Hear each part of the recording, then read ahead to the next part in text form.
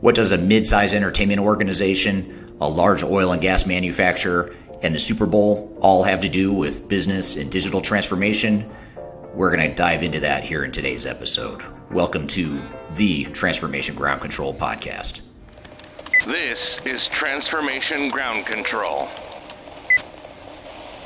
your source for all things business, technology, strategy, and change. If you're growing your business, leading change within your organization, or undertaking any sort of operational or technology change initiative, this podcast is for you. This show covers what you need to know about digital transformation, organizational change, operational improvement, and business growth. 5, 4, 3, 2, 1. And now, here's your host, Eric Kimberling.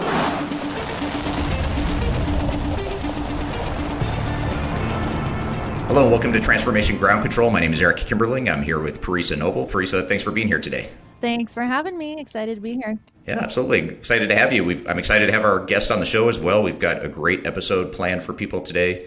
We're going to talk a little bit about the Super Bowl to start. We're going to talk about a client case study. Actually, we invited a client to our show to talk about his experience with his recent digital transformation. And the company is called Sight and Sound Theaters, which is a mid-size company based in the United States that provides live production and live theater events and retail merchandise and things of that nature. So we're going to chat with Rob Taylor, who's their IT director, about some of the good and the bad and the ugly of his recent transformation that we worked with him on. And then we also have Allison Hopkins on the show later on, and she's a consultant on our team. She's actually a lead consultant or a manager on our team, and she's helping a oil and gas company in Southeast Asia through their HCM and digital transformation journey. And HCM, for those of you that don't know, it's human capital management, HR systems, in other words. So she's going to be on the show talking about sort of like lessons from the front lines. She's in the thick of it right now with our team, helping this client through their journey and really defining what their roadmap forward is. So we're going to get some good lessons from her as well. So look forward to that. But before we jump into the interviews here, it's Super Bowl week, and that's maybe one sporting event that people across the world tend to be pretty excited about. And are you excited about the Super Bowl? Do you have any plans to watch? I'm excited. How could you not be excited about the Super Bowl, right? Who's going to the Super Bowl? I know Tom Brady's going. Who else is going? Do you know what team he's on? That's the question. Do you know what team Tom Brady plays for now? I know he's on a different team. No Okay. more Belichick, right? Right. So The Bucks? yes. Okay. I was going to say, you've narrowed it down to 31 if you know he's not on his old team. That narrows it down a little bit, but Right. Deductive reasoning. Yep. The Tampa Who's Bay the other Bucks. one? Is it It's Tampa Bay Bucks versus Kansas City Chiefs. Kansas City Chiefs with Mahomes? Yes, with Mahomes. Yeah, I know football. Okay. You clearly know a little bit about football. You knew the Super Bowl was happening this week. That's the good news. I know it's happening. That's right. But the best part about the Super Bowl is the commercials, I gotta say. That's Yes. part of the reason why a lot of people watched, I think. I don't think I'm alone there. I was going to say, it sounds like that might be one of the main reasons you're watching is for the commercials, not so much for the players or the teams. Yep. No, I gotta say, growing up, I was a big Tom Brady fan. I was a big Patriots fan.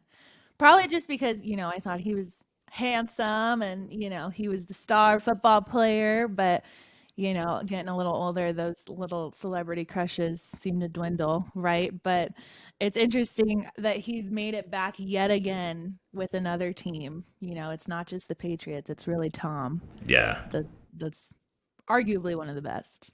Yeah, and that was always such a big point of debate when he was with the Patriots is it Tom Brady or is it the coach? Is it Belichick? Or is it the team that made him who he is? And it's pretty fascinating that year one on a new team, he's back in the Super Bowl. So that's pretty amazing. Way to prove it, Tom. Good job. Yeah, yep. I love it. I was reading an article, actually.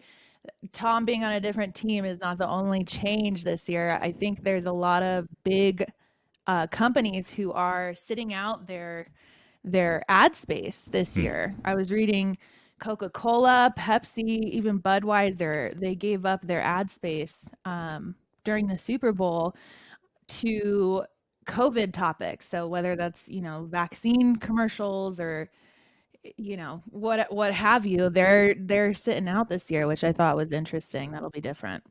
Why is that? Did they say why they're sitting? I mean, you mentioned COVID, but is that the main driver, or do we know? I imagine it's a handful of things, but just think of like we're in such a tumultuous time right now where your message could make or break your brand. So if you don't get it right, it's kind of, you're putting out yourself out there, and you're taking a risk because it's seemingly so easy to offend people these days. So I read Yeah. that's partially part of it is people are sitting this one out because it's a touchy time. So they would rather highlight the important stuff going on in the world like COVID and getting past the pandemic rather than making it about their brand. So that's what I read, but I'm not sure. Well, it's We'll see. also interesting because a lot of companies are laying people off. There's a lot of companies that are stressed out financially, and so it makes you wonder: is that part of it? They don't feel right making these big multi-million-dollar investments in Super Bowl ads when they're laying off hundreds of thousands of people at the same time. True. That's a great point. I'm Yeah. sure, because imagine, if they're trying to save money, then dropping millions of dollars on a Super Bowl ad would kind of send the wrong message when the economy is kind of hurting a little. So Yeah. that's a good point. Yeah. So it'll be a bit different on the commercial front. Now, do you have a pick for the winner? Do you or someone you want to see win? I would say Tom Brady. Yeah. The Bucks, not just Tom Brady, the whole team, right?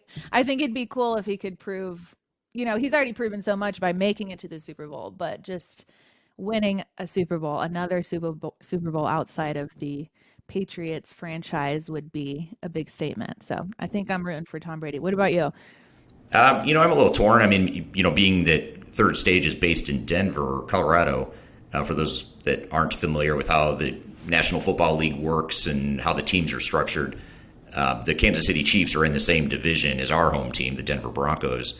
So, yeah, on one hand, I like Mahomes. He's really fun to watch, and they're obviously a great team. On the other hand, as a Denver Broncos fan, it's very frustrating to see that team that's so good in your division that you're going to have to play for the next, twice a year for the next however many years that Mahomes is in the league. That's a little stressful to think about as a Broncos fan, but yeah, it's hard because normally I wouldn't care about Tampa Bay because it's just it's not a team I've closely followed, but the Tom Brady thing's a pretty cool story, and he's got Gronkowski. I don't know if you know who that is, but he's the tight end that used to be on the Patriots with Brady as well, and now he's on the Bucks as well. And So then did they leave together? They both left the Patriots and went to the Bucks. yeah, so I think Gronkowski retired actually before Tom Brady left the Patriots, and so and I could have this wrong. This obviously is not an NFL podcast, so don't don't quote us on this or don't hold it against us. But he retired, I believe, for a year, and he didn't play. He was a sportscaster for I think a year, and then when Tom Brady went to the Bucks, he came out of retirement to go sign with the Bucks to play with Tom Brady, that's kind of cool too because Gronkowski's older and his body's pretty well beat up, but he's made kind of a comeback, taking care of his body and getting back in shape and whatnot. So Good for him. It's a yeah, dream team. Yeah, we'll see what happens. it is. Yeah, so we'll see. Should be exciting either way. So we were talking too about kind of tying this back to business technology and digital transformation. Talking a bit about winners and losers, and one of the things that we published late last year was our 2021 digital transformation report. And in that report, we lay out, the top 10 rankings, our independent top 10 rankings of a number of different ERP systems using a number of different criteria, qualitative and quantitative. And we looked at it in the context of different segments. So, what's best for one type of company might not be the best for other types of companies. So I thought I'd just walk through some of these highlights real quick, since we're talking about playoffs and Super Bowls and winners and that sort of thing. And these are sort of the brackets, if you will, or the divisions of the different ERP worlds here. And so I'll just run through this real quickly just because it's interesting and it might pique people's interest. And I highly encourage you to download this report, which we included a link to below. But when we look at the overall top 10 list, so if we look at ERP or enterprise systems that are business technologies for companies of all sizes, all different industries, sort of a generic cross-industry type of rating. Oracle NetSuite actually came in number one on our list, which is a software as a service type of solution. So if you view the overall bracket there, that's NetSuite came in at number one, and you also had SAP and Microsoft and Oracle, Infor, Salesforce, Workday. A bunch of other systems are in that ranking. You can kind of see how they compare when you read that.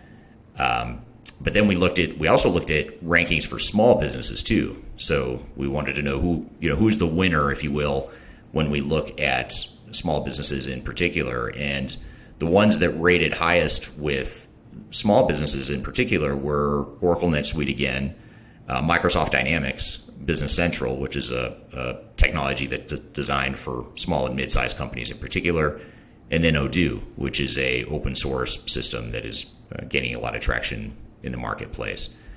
So that's the small and mid market. And then finally, we looked at, not finally, but just finally of what I'll cover here today, we looked at best ERP software for manufacturing and distribution businesses.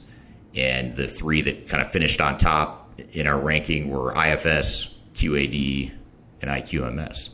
So those are sort of the different vendors that rated differently, as we looked at different segments in the market. So I thought it'd be kind of fun just to throw that out there for people as they think about not only who's going to win the Super Bowl, but when you're looking at digital technologies for businesses, these are some of the leaders that we've outlined there in our transformation report. So what are your thoughts? I know we're not going to go into a ton of detail on each of these systems, and we've done that on other places on our YouTube channels and whatnot.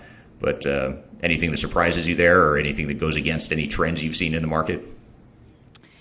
It's interesting to see Oracle on there. It's like Oracle's the Tom Brady ERP systems. They're going to quote you on that now. You know that you're going to show up now in an Oracle ad somewhere that's saying Oracle is the Tom Brady, says Paresa Noble, so therefore you must buy Oracle software. Yeah, that's a good tagline for them. But it's interesting to see the big players, right? You have the same ones, but even so, even if they are the leading software, it's interesting to see how each business would benefit from maybe number 5 on the list rather than number 1 on the list. So it's so specific to each company, but it's also interesting to see the overlap between the different size companies, the different industries, et cetera. Yeah.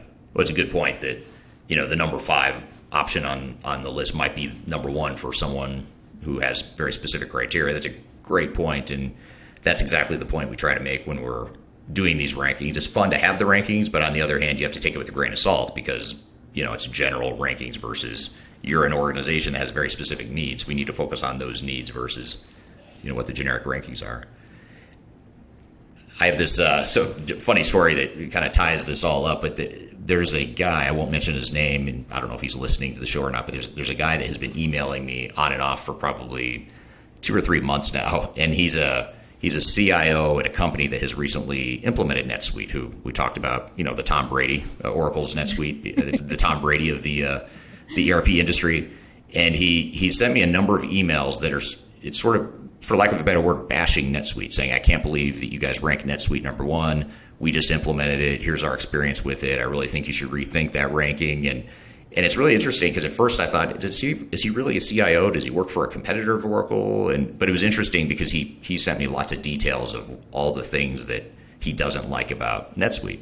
So it back to your point, in this case, NetSuite is not number 1 apparently for this organization, or they just didn't implement it correctly. I'm not sure. Right. Sounds like maybe not the right fit. Could very well be.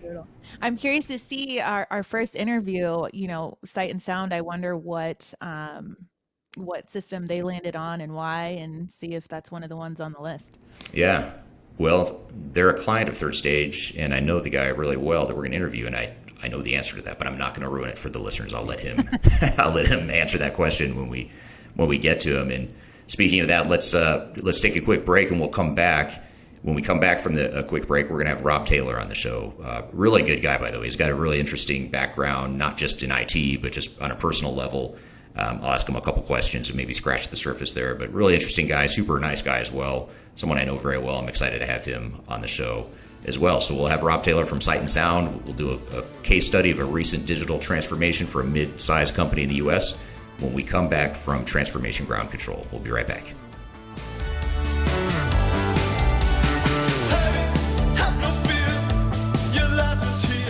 If you are involved in any sort of digital transformation or business change initiative, you will want to download the 2021 Digital Transformation Report. With its comprehensive overview of business and technology trends and best practices, this report is a must-have guide for any transformation project or executive team. Download this free report by visiting Third Stage Consulting at thirdstage-consulting.com. You can also visit our website to learn more about us or download independent reports, videos, and other best practices. Again, visit thirdstage-consulting.com today to learn how to take your transformation to the third stage of success.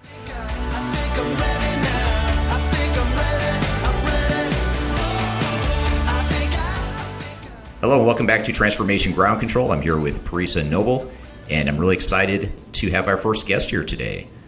Rob Taylor, who's someone I've known now for, probably 4 or 5 years. I met him at my previous company at an event we hosted. He became a client. We helped them through the software evaluation and overall strategy of their digital transformation, and then we ultimately helped them implement the solution that they ended up picking. I'm not going to give away any of the details or ruin the surprise, but I'll let him answer the questions you had, Paresa, and some of the other questions that I'm sure our listeners have.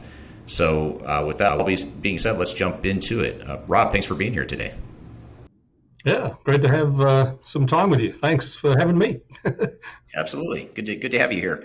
So I guess before we get started, I wanted to, we're going to dive into your digital transformation and enterprise software experience at Sight and Sound. And I want to ask you a quick question here in a second about Sight and Sound and give us an overview. But before we do that, one interesting personal story that you have is you used to be in a rock and roll band, which you listeners and people that know me, and I know you know this about me, I love rock and roll and music and have a strong music connection, but you do as well. So tell us a little bit about your rock and roll history in your past. Yeah, I sung from high school and always, I think, to be honest, in high school, they asked that question, what do you want to be kind of thing. And my answer at the time was rock and roll, singer, so leading a band. And so went through a variation of different things. I grew up in New Zealand, so was around the era of NXS and different bands like that. Obviously AC/DC across the pond from Australia. And then ended up moving to the UK and ended up in a band in London. That was probably the most predominant venture I was involved in. So the band was called Maverick, and we just played the circuit in London. And yeah, it's great fun. I got to say, music is, once it's in you, it's in you. I still love those dirty guitar sounds even today. So still very much part of life. Yeah. Good. I'm sure it takes you back to the rock and roll days, and in some ways you still are a rock star. It's just in a different capacity and a different setting here. Yeah, it's a different look as well. It's like, you see things happen and change over time, and you look back and you're like, was that me?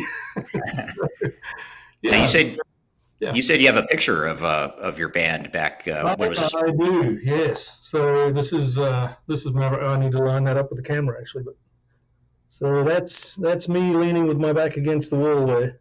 With the cool shades on? That would have been circa 94.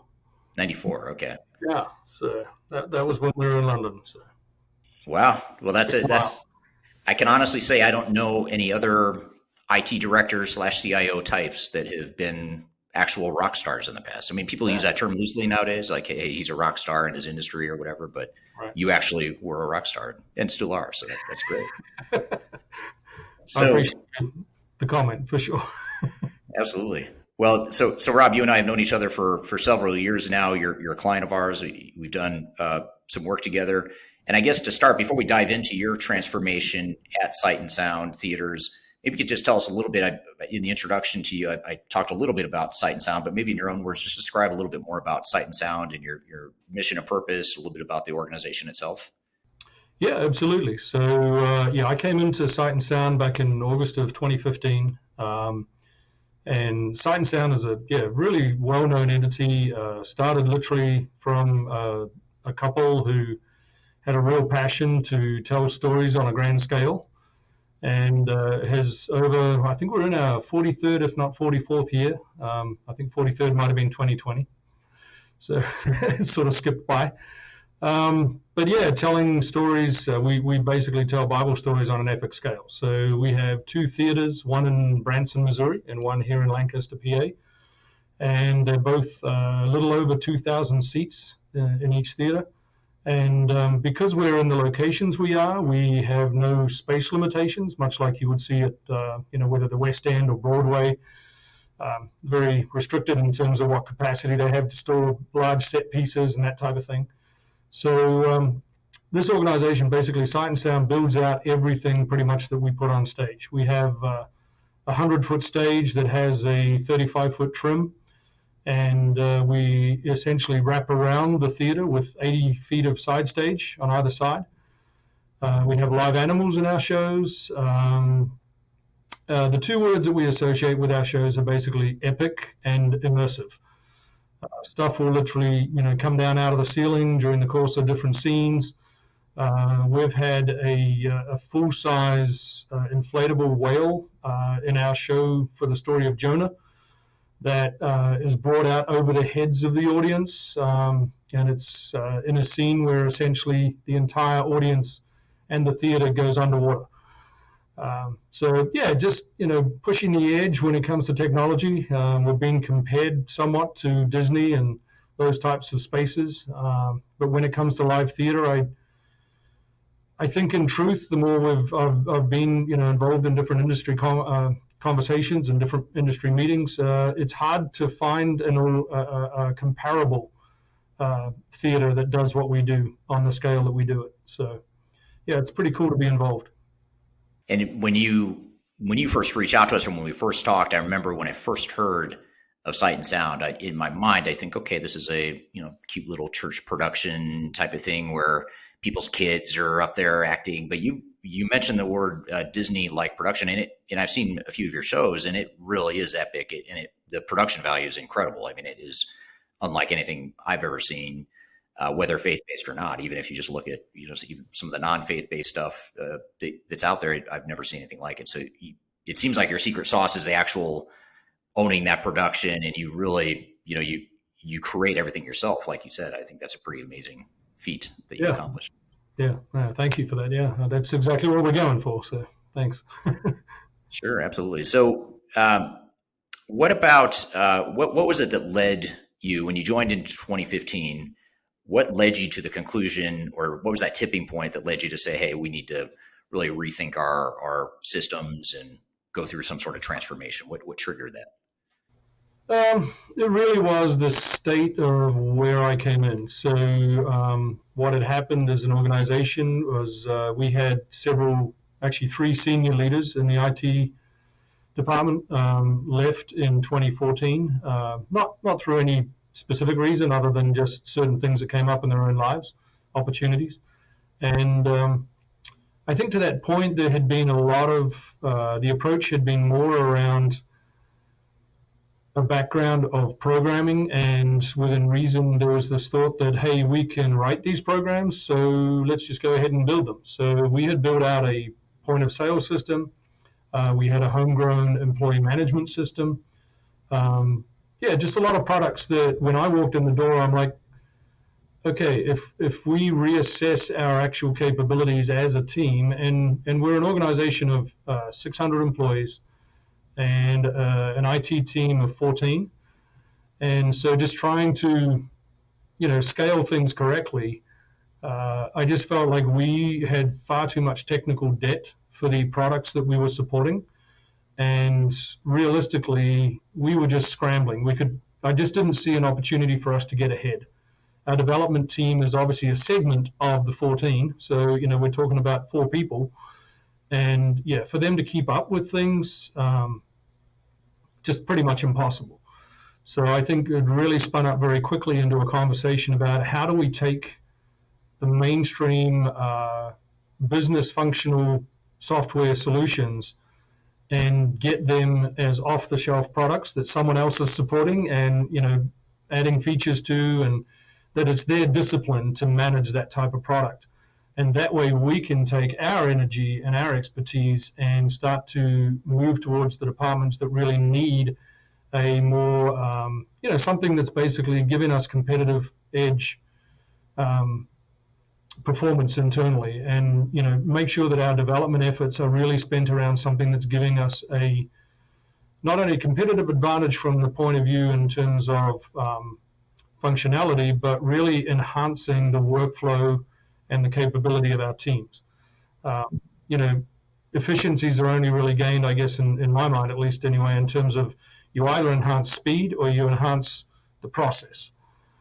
And so, with those two things in mind, it just really felt like we needed to take what our development team was doing out here and hone it in with a very distinct focus.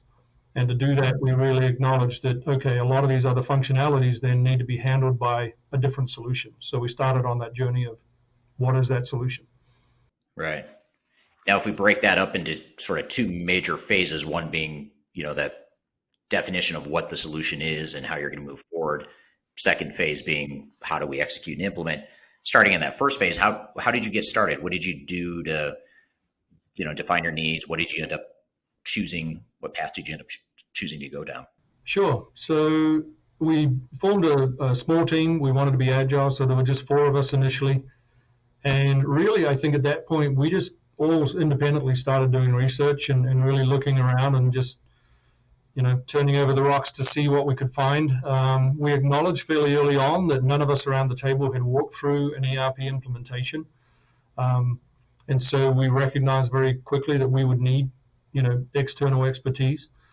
And as a part of our early research, we started looking at, who would that be and who were the players who had the reputation and who had the strength to, come alongside and really help us through it. So we actually ended up getting down to a short list of you and your team, essentially at that time, and Gartner. I think one of the things that we recognize being a mid-sized company is that as part of our evolution, when you transition over a period of, let's say, 20, 30 years from a small, fairly within reason garage style business, or I have to say that garage, sorry. Right. Car park? Is that what you're saying? Car park, yeah.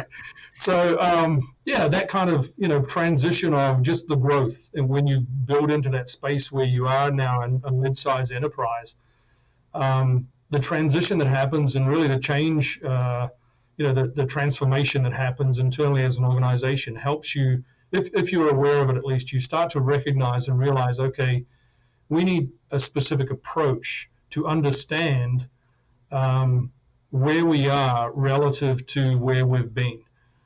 And I think what also happened around that time is, as a team, we started to recognize that, we have been dealing with very much a mindset historically of small business that led us to always engage with small business partners within reason. And so we recognized we need to make this leap over that sort of small to medium bridge, and actually recognized within reason, we were like, okay, well, maybe we'll go a little further. And that's why we reached out to Gartner, and within reason in our research, you and your team came up, and we recognized pretty quickly that you guys were operating at a global level, at a broad enterprise level, and we acknowledged, okay, maybe that's a little bigger than we are, and within reason, maybe more than we need.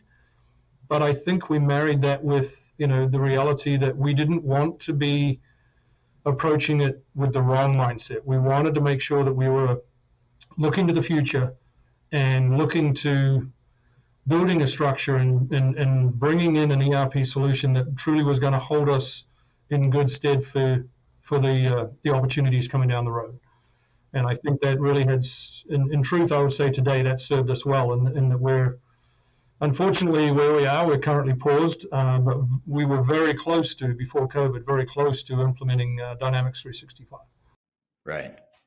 Now, speaking of Dynamics 365 for Microsoft, and for those listening that don't know what that is, it's a common enterprise business technology that a lot of organizations use, especially in the small, and I'd say even more so in the mid-market.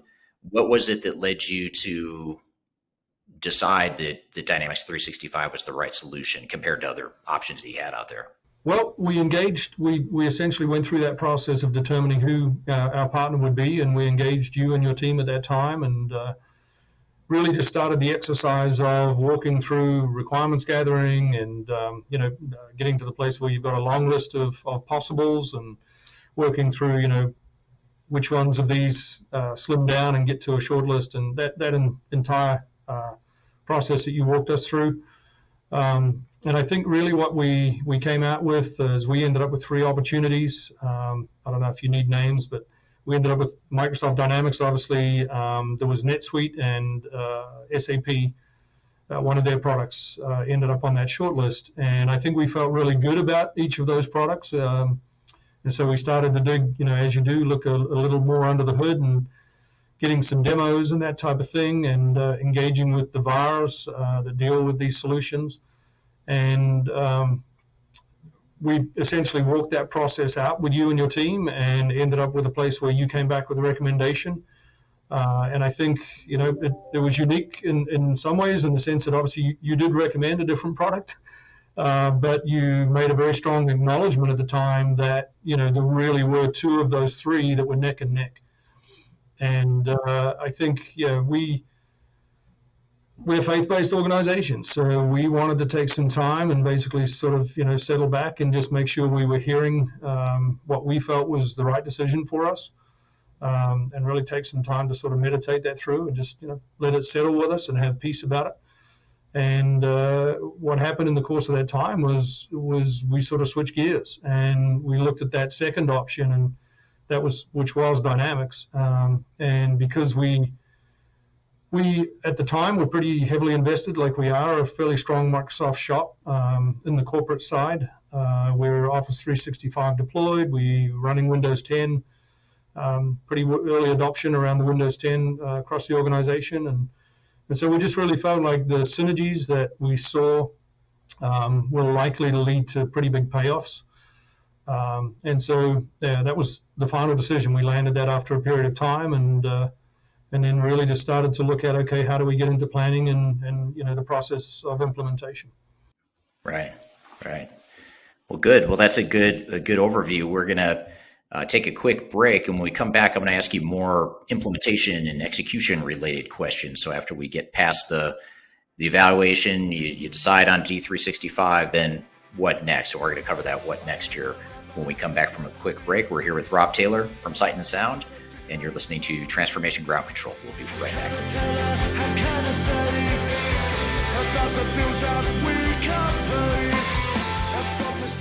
If you are aiming for transformation success, turn to Third Stage Consulting Group. Third Stage's independent and technology agnostic consulting team helps clients define their digital strategies, define their roadmaps, and manage their transformations. With offices in the US, Europe, and Australia, our team helps the world's most forward-thinking organizations through their transformation pitfalls and risks. If you are embarking on a digital transformation or business change initiative, contact Third Stage Consulting to see how we can help you reach the third stage of transformation success. Learn more about us and download independent reports, videos, and other best practices at thirdstage-consulting.com.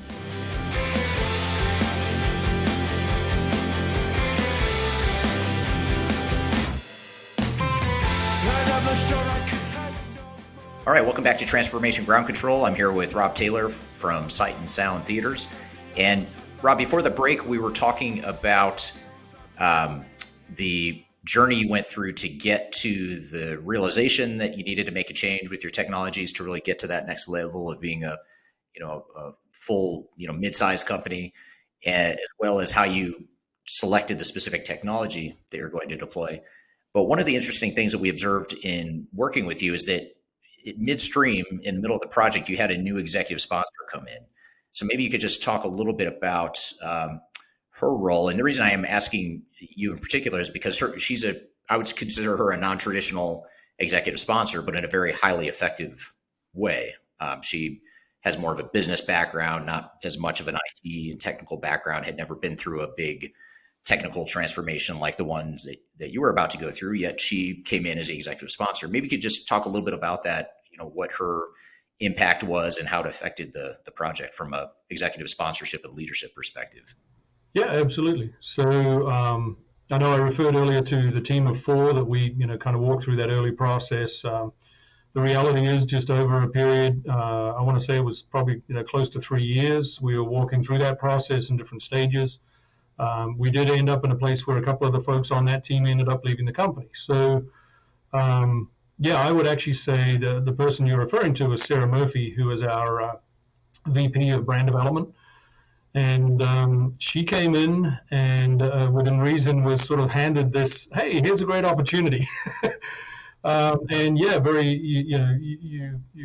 you pinned it correctly. Like, her background was definitely sort of brand and marketing, and really, yeah, very, very little technical, kind of always just, partnering with technical leads.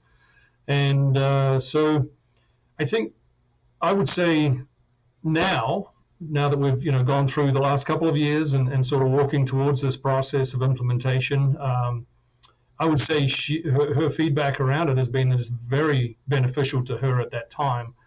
It felt, I'm sure at the time, like being thrown in the deep end.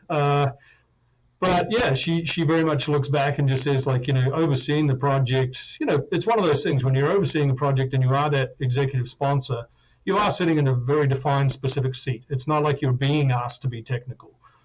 You're really just, gathering the right folks around you to see this thing play out.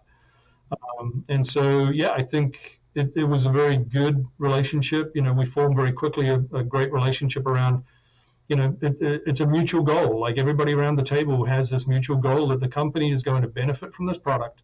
How do we align our processes to be at an optimal state so that when we move towards this product, we're getting the best possible use out of this product, and every advantage that is possible can be gained.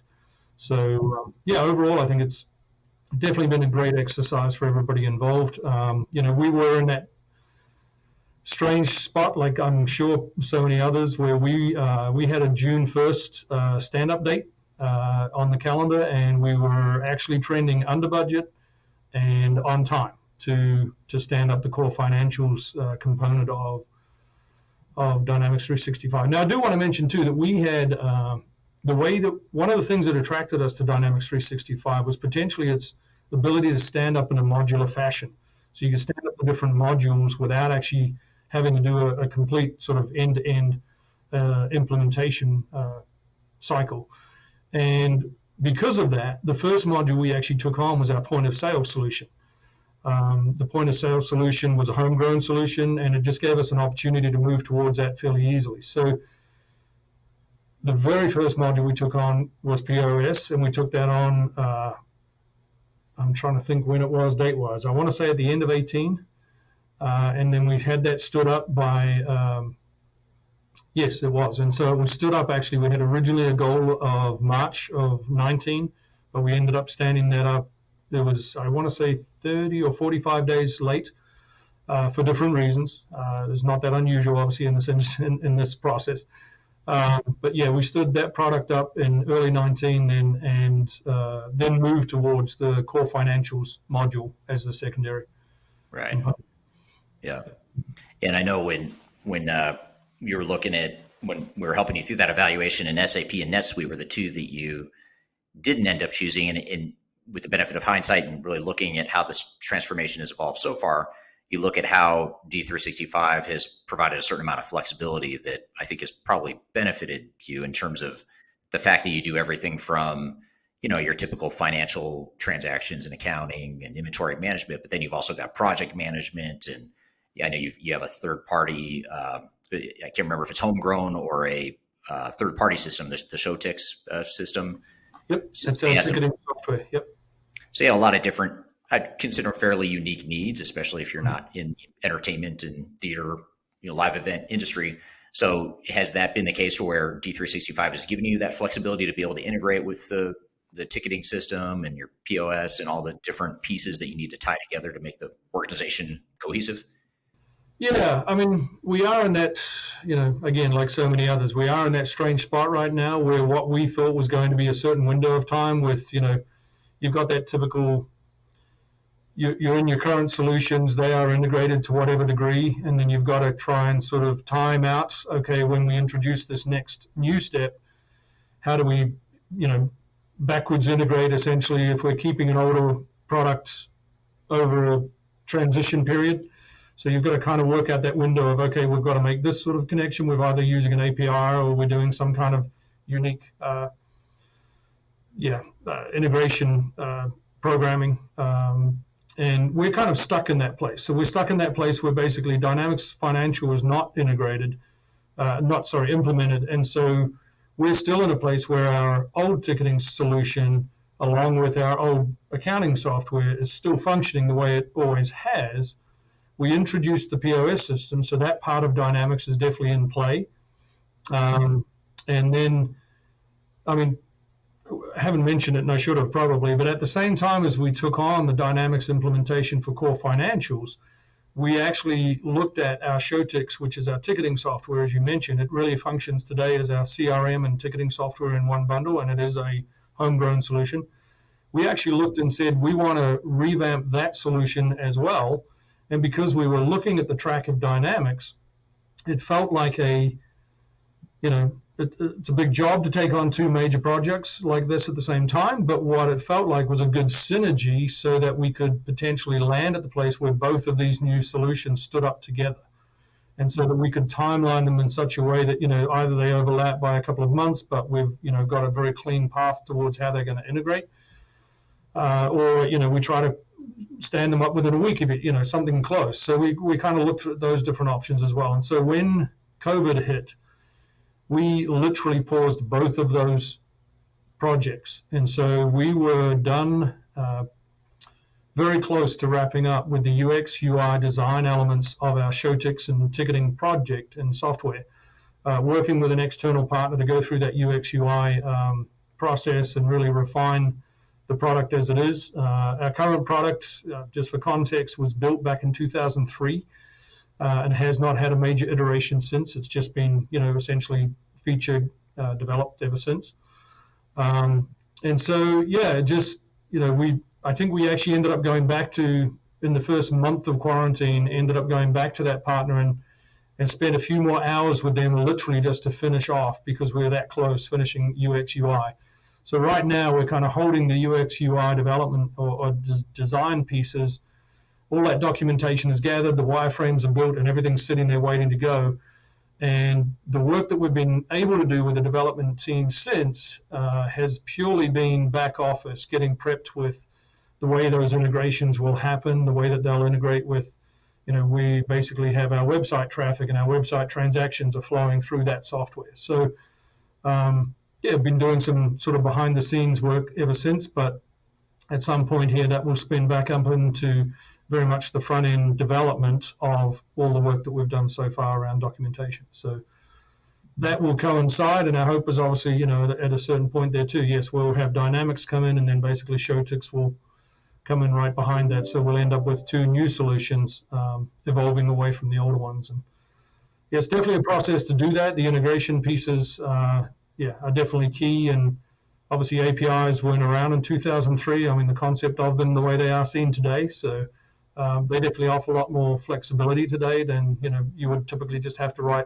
line code back then to make things integrate. So right, yeah, that's interesting. And one thing I want to, before I ask the next question, I want to circle back and close the loop on one general observation I had around the executive sponsorship, the executive team. You talked about how Sarah had more of a branding background, not so much a technical background. But one thing I found extremely powerful and effective that most organizations don't have that we work with is the fact that, first of all, you paired someone who really understood the strategic business side of things with someone like yourself who not only understood the business side, but also understood the technology side.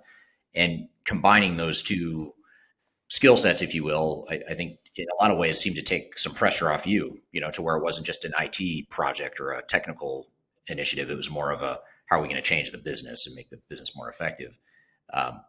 The other thing that holds true, I'd say, for you, Sarah, and others that we worked with, and I think it's a core part of your culture as an organization, is that you're a very humble organization. So you knew what you knew, and you knew what you didn't know, or at least you knew when to ask for help or where to ask questions. And I think that was something that has served you very well so far, is that you knew what you were good at and you knew what you weren't good at. And I think a lot of organizations miss that, and that's a really important nuance that you guys had.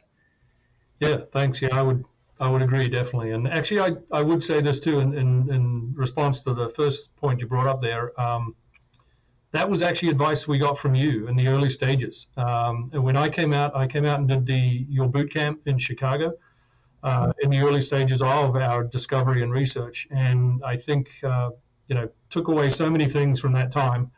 The amount of stuff you pack into a couple of days is quite incredible. But just so much, just really accelerated my understanding of what we were walking towards. And one of the things that was a real key point that, I think in truth was what we experienced and held on to pretty strongly, was that this is a business initiative. It is not an IT initiative. That was one of those statements that you made very early on, and you kind of reiterated it, several times throughout the weekend when I was there in Chicago. And I clung on to that because the reality is, I think anybody that's lived in the technology sphere understands that, when stuff breaks or stuff doesn't work, the first people they get called are IT. And, rightly so. I mean, it's the end of the day, that's what we're here for. But to understand the gravity of what a business initiative is versus just an IT initiative really helped us contextualize what it is we're doing. And I think that understanding, we've really continued to meaningfully communicate that. And I think it really has helped with the way that people are supporting, the Dynamics implementation to this point, and, continue to do so. And, our hope would be that, as a business, we're able to acknowledge, here's the gains, here's the benefits, here's, where we're able to actually manage and measure the ROI. We really want to, again, follow through, like so many businesses. You talked about that. A lot of businesses never get to measure the ROI on these projects because of exhaustion. And, I think we're very mindful of, like you said, again, just this is not our expertise. And we want to make sure that when we're listening to voices like yours who have been in the industry, we're taking note of the key elements that you raise, and not just taking, notes in a meeting and then sort of putting them all in a binder somewhere, but taking them and adopting them meaningfully. We are, I thank you for the acknowledgement, but we are very appreciative of our internal culture. We really, really love, who we are as an organization, and we spend a lot of energy and a lot of time around feeding that culture and really strengthening it. And so we really, we look to truly, as a leadership team, be bringing benefits that can be felt and truly impact people's roles, in the day-to-day. So right. That communication is super important. Yeah. Yeah, and as you're saying that, and as I think back to the journey you've been through so far, and that we've been with you so far, you think back to what if you had gone down one of those other paths, with SAP or NetSuite, and when you look back to your culture, I feel like that might have broken the culture a bit. If you suddenly didn't have that flexibility and that, ability to preserve that culture and just way of operating and all that good stuff. So you mentioned ROI and benefits. What are some of the benefits that you're either seeing so far in your journey, or the ones that you are anticipating, just at a high level? I'm sure there's a lot, but what are some of the low-hanging fruit ones that come to mind? Sure. I think obviously the first piece is the POS solution that we currently have up and running. Our POS solution has definitely served us really well since we implemented. We did work with the VAR at the time that we had was, I'm trying to think who they were now. I don't know that I'm going to recall. But so I mean, we did get some really good folks with that team. So just wanted to acknowledge, that it was a good experience in certain areas, and challenging in others. And I don't know that is ever unusual. I think there's always elements where there's yay, great moments. And, there's other days where it's like, no. But overall, our POS solution has been really great. And, again, just going strong today. It's implemented in both our locations. We have lobby environments, basically, where we sell both merchandise in person. And then, with COVID, we've been able to scale really well and, be able to basically offer more things on our website. And, really a lot of, I think, where those ROI moments have been because of COVID, maybe again, like so many others, where it's like certain things that we had in place enabled us to move and pivot quickly to respond. And it's been great to really have that flexibility with that product. One of the other things that happened during the course of that journey is we actually then looked at the transactional process around receiving credit card payment. And we were managing, again, within IT, there'd just been a history of us managing every single step of that. So we literally were engaged with a payment process. So we were engaged with, a specific company around the terminals. And then we were engaged with all the pieces of putting all those transactional steps together, which, it's detailed for anyone who's ever taken it on if you do the minutia. And again, just sort of stepping back and looking and saying, we don't need to be managing this. Like, this costs us way too much time for the fact that we know there's expertise out there that does this and bundles it essentially together and takes care of it. So we've actually since transitioned to using Adyen.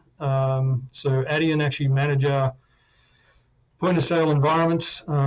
We have brand new terminals there, and it's literally an end-to-end solution. So it's just fabulous. Like, we literally don't have to touch a lot of that stuff anymore. So yeah, the return there has just been amazing. Like, it just literally gives our ops team, which is essentially our system administrators and our help desk team, just gives them time back. And along with that, we're just a more streamlined process that really, from the point of view of, we can take now, all our terminals are basically touch friendly, they're chip friendly, all of those options are available to us today. And we just didn't have that, prior to, I want to say, about 12 months ago. So yeah, that move was great. And then I think the things we're anticipating with the core financials, honestly, a bunch of things. We've never had a full-blown purpose-built budgeting process in terms of a software solution. We use essentially a highly developed Excel spreadsheet solution today, and there's obviously limitations with that when you're trying to budget for an organization our size. And so a lot of anticipation about getting into a budgeting solution that will really be able to help us hone that process. One of the other things is asset management. Did not, again, have an asset management solution in place, but very quickly able to spin that up and moving towards that, really anticipating that being helpful as well. We do have a lot of assets we keep track of. Our shows essentially are treated like a product. And so there's a lot of, the assets really are the costumes that we create, the props, the sets, all of those items that go with a show, and then basically are accounted for over the course of the show run, which for us will be a year in Pennsylvania, and then the show moves to our Branson Theater and runs for a year there. So over the course of that time, accounting is keeping track of all of that and doing the amortizing and all that type of stuff. So yeah, those sorts of tools, we really anticipate, giving them a lot of time back just from a, raw manual process to be able to, drop into a system and just see the system do a lot of that calculation. So. Right. Good. So just as a closing comment, or maybe just to tie this all together, when you think about the journey you've been on so far, you look at the benefits you've realized and the ROI you're aiming for, you look at the challenges and the hiccups that you've experienced along the way. So the good, the bad, the ugly, when you take all that into account, if you had to summarize just a handful of things that you would recommend to someone who's about to start this sort of journey, what are some of those takeaways that you wish you would have known back in 2015, 2016 when you first started this whole journey? Right. I think it's like you said, it's really important that as an organization you are truly honest with yourselves.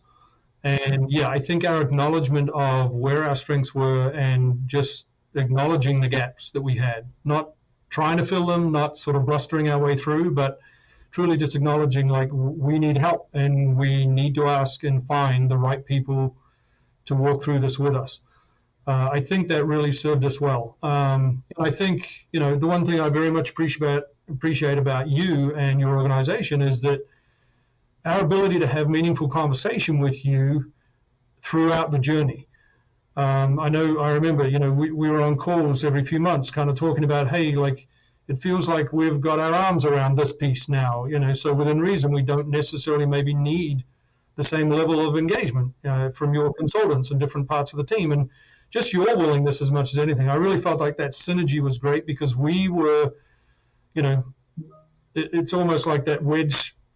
I don't know if I can demonstrate it visually or not, but it's like that wedge situation where you start out with, we had a large gap of a lack, well, I don't know how to do this right. I don't have a whiteboard, but it's like you came in with a great strength where we had a weakness. Right. And within reason, over time, our weakness was growing, and we needed within reason less of your strength because our strength was growing. And so I think that synergy is something I definitely encourage companies to be aware of.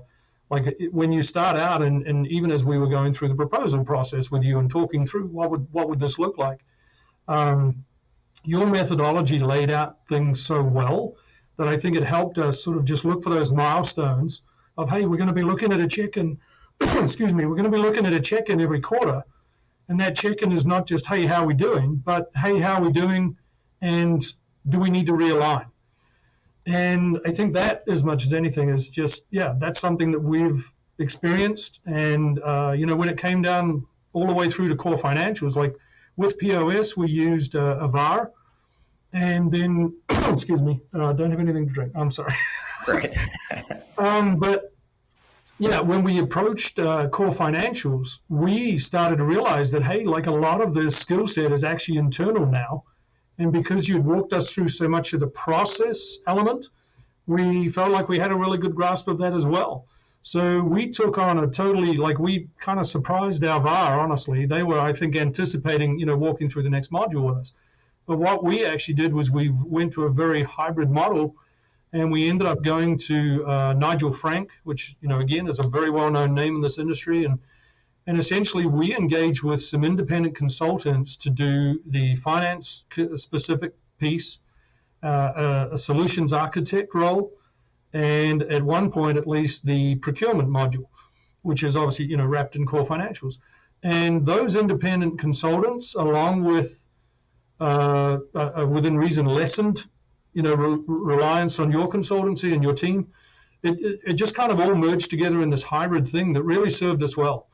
And like I said, we were coming, 3 months shy, essentially, when things blew up in March, 3 months shy of, coming in under budget and being on point to have the solution in place. So I think just the willingness to be truthful with yourself, and then also be willing to acknowledge that you will grow throughout the process and find that partner that will grow with you and not hold you to rigidity in their own functionality that then potentially could become a cost problem in the long term. That's a great takeaway, and I appreciate the compliments there with our team. And I think the big takeaway that I get from this, if I could summarize or maybe paraphrase, is just I think organizations that learn how to be self-sufficient sooner are going to be more successful, and they're going to be happier because they're not paying more than they should be, and they're not overly dependent in this unhealthy relationship with their consultants to where they need the consultants. And as much as we all want to feel needed, we don't want to feel needed years into a process like this. I mean, at some point we've got to make you guys self-sufficient to where you can own it and that sort of thing. So I think that's a really good takeaway. Well, good. Well, thanks for joining us today, Rob. Really appreciate it. Enjoy catching up with you again and hearing some of the stories of where you are today, some of the battle wounds, the good, the bad, the ugly, and all that good stuff. I appreciate you being here. And I encourage everyone to check out Sight and Sound if you're ever in the Pennsylvania area in the United States or in Branson, Missouri in the United States. It's an unbelievable experience. So really hope you guys can check it out. And thanks again for being here, Rob. No, thanks very much. Appreciate you having me. And thanks again. You bet. All right, we're going to take a quick break, and we'll be right back with more guests and more content on transformation ground control. We'll be right back.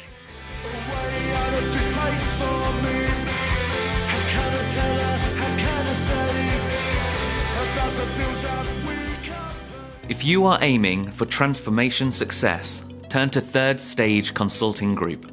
Third Stage's independent and technology agnostic consulting team helps clients define their digital strategies, define their roadmaps, and manage their transformations.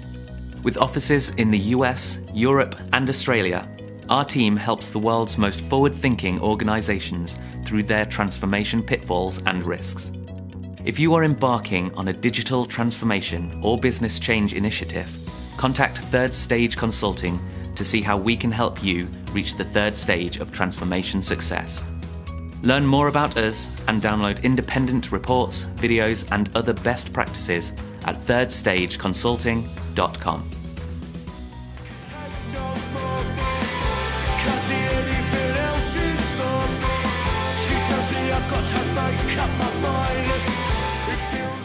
Okay, welcome back to Transformation Ground Control. So, Paresa, what did you think of our discussion with Rob Taylor from Sight and Sound? First of all, I love that he was in a rock and roll band. I know. Is that not cool? Super Yeah. cool. Like I said, I've never, I don't know about you, I can't name another CIO, IT director, or any C-level person that was in a rock band. Yeah, that's pretty awesome. It brings a whole new cool factor to Rob. That's great. Especially because he had the long hair and the sunglasses, and he's leaning up against the wall looking all cool. I would have loved to see him. I'm still trying to get him to dig up some footage of him in that rock band, from the early 90s or whenever that was. Or even one of their songs. I'd love to hear him sing. Yeah. For sure. But and then I also was looking up Sight and Sound, and just their production value looks incredible. Their stage is huge. It looks like 10 times more legit than even Broadway. So that's pretty impressive too. But I loved what he was talking about. So the biggest things that stood out to me were the tipping point when they realized that it's time to make that transformation and pivot from their current systems. For them, it was, a mixture of, they had a couple outgoing IT leaders. And it sounds like, correct me if I'm wrong, that they had already built their systems in-house, and they had a team of about 14 people running everything and trying to keep their systems, up to par. And in this situation, it's, any company that you look at, they're very reliant on their systems. So for a small IT team to be not only, building, but also monitoring their systems, that sounds like a lot of work. So it sounds like they were, scrambling to try to keep up with that. And that was one of the things that really pushed them to say, let's bring in another software vendor so that we can redirect our energy and support our team in different ways. So that's something I've wondered. Is this how, do you see other companies feeling the same pain points, and that's what pushes them to a transformation? Or how does a company know that they're at the tipping point that they need to either reconsider their software or explore, just new solutions? Yeah, that's a great point and great observation and great question. I mean, to answer your question, we see, I'd say more clients, I don't know what percentage, but if I did estimate, I'd say, 80 or 90% of the clients that come to us, and keep in mind that this is a somewhat biased sample that, because they're reaching out for help, so they've clearly, realized they can't do this themselves. But of the ones that reach out to Third Stage, I'd say 80 or 90% of them are in that, they're already past that tipping point. In fact, they've probably waited too long to make a move, either because their old systems are outdated and strained and it's just not scaling with the company's growth, or what we're seeing even more of in recent years is companies or customers that are using software like SAP or JD Edwards or some older versions of other ERP vendors. They're being forced by their vendors to switch over to the new cloud version of their software. So there's kind of an artificially manufactured tipping point that's being introduced by the software vendors as well, which to me, that's even more concerning than the ones that, than the companies like Rob's, where they built something themselves, they got them to a certain point and they needed to figure out how to move on to the future from there. Wow. Are these companies like giving them the option? Like, if you want to stay on premise, you can, but we encourage you to go to the cloud? Or are they pushing people to the cloud?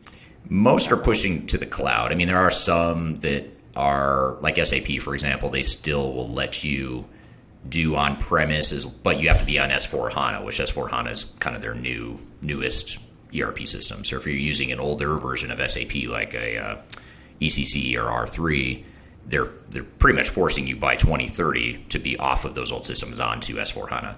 Now, for now, they're saying you can still do that on premise, but I kind of question some of the vendors who are, for now saying, yes, you can do on premise or you can do cloud, because it's almost like there's two systems they have to manage in many ways, the cloud version of their technology and then the on-prem version, in which longer term that might be difficult for the vendors. So I think by default, a lot of organizations are ended up going to the cloud. Right. That makes sense. I mean, everything's going to the cloud.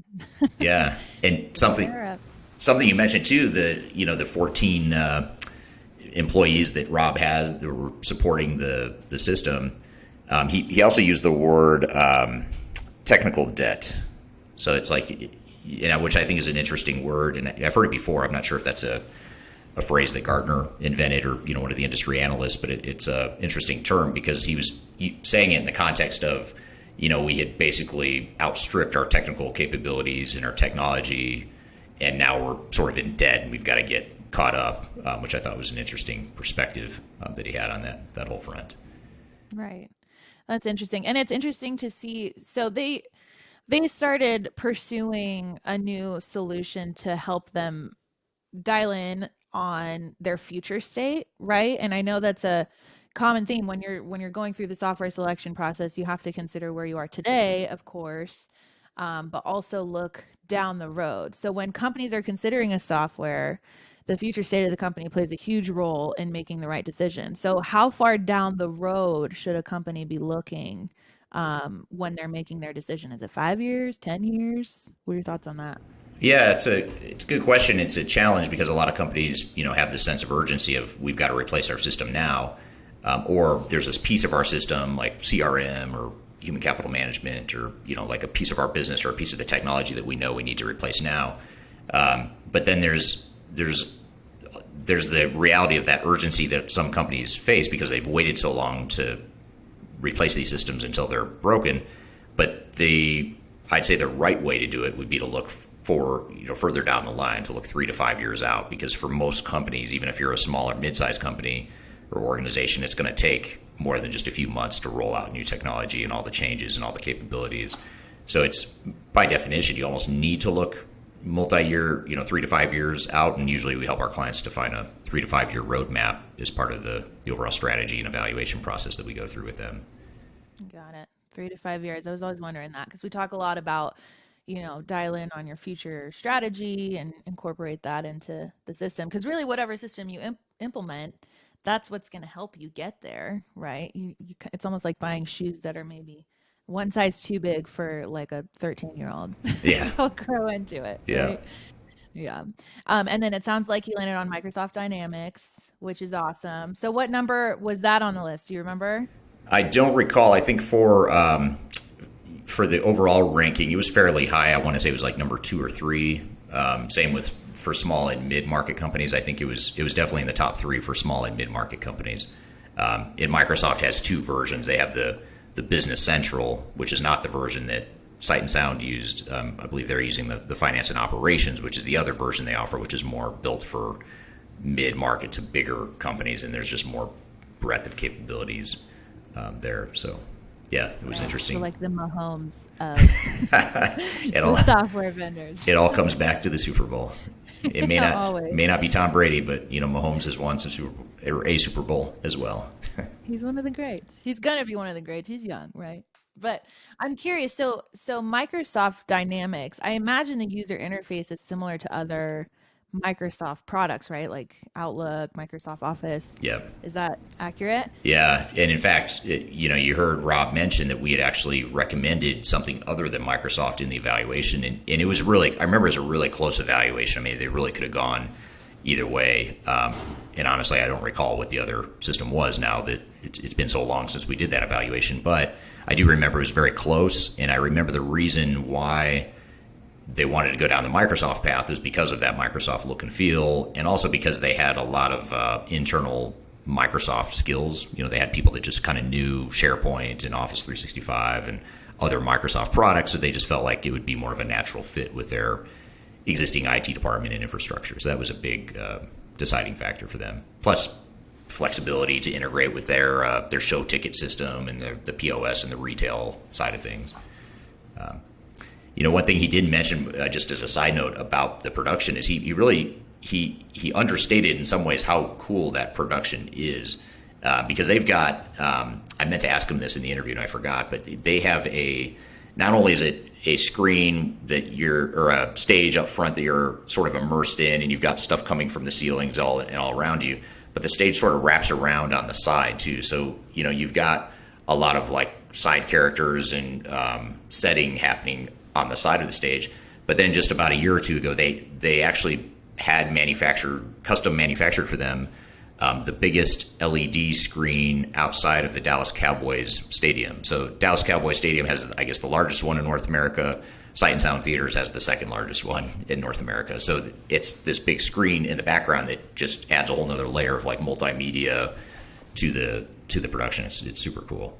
Wow. See, that sounds crazy. I'd love to go see one of these shows. That sounds amazing. Yeah, it is amazing. I'll have to make sure we'll include a link so people can go check out, how to get tickets and that sort of thing. So it is very cool. And it's cool when you think of it from you look at the end product and the customer experience first, and then all the stuff you do with Microsoft Dynamics and ERP and technology, it kind of helps you see what the end result needs to look like. So all the project management and the inventory management and accounting, or even just tracking their wardrobes. Like they have so many wardrobes in there, and animals, that I don't know if you count the animals as inventory or not. You said they have live animals, right? Yeah. Like real animals. That's amazing. Yeah, it's amazing. I mean, it's super high caliber production.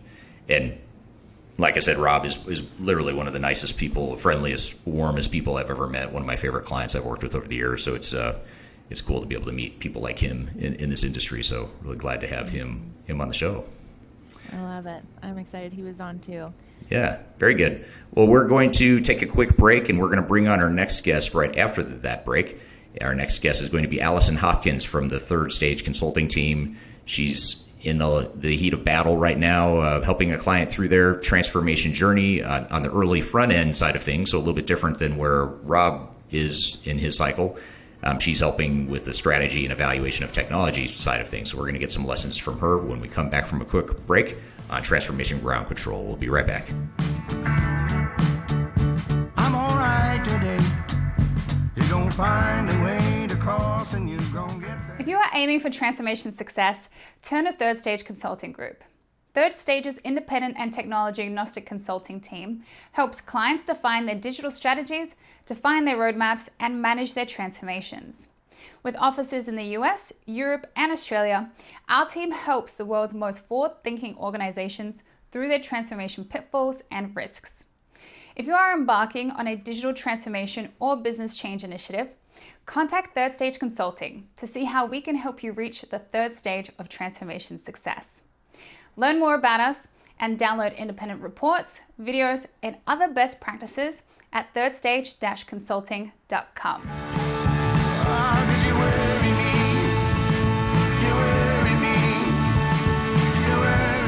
Okay, welcome back to Transformation Ground Control. I'm here with Paresa Noble. My name is Kimberling. We're going to bring our next guest, Allison Hopkins, in just a second to talk about her experience with a recent or ongoing digital transformation of one of our clients. But before we do that, Paresa, you have some more breaking news, or industry news, I should say. Yeah, Tesla making waves, and I guess on par with our theme of, ground transformation and launching satellites into space.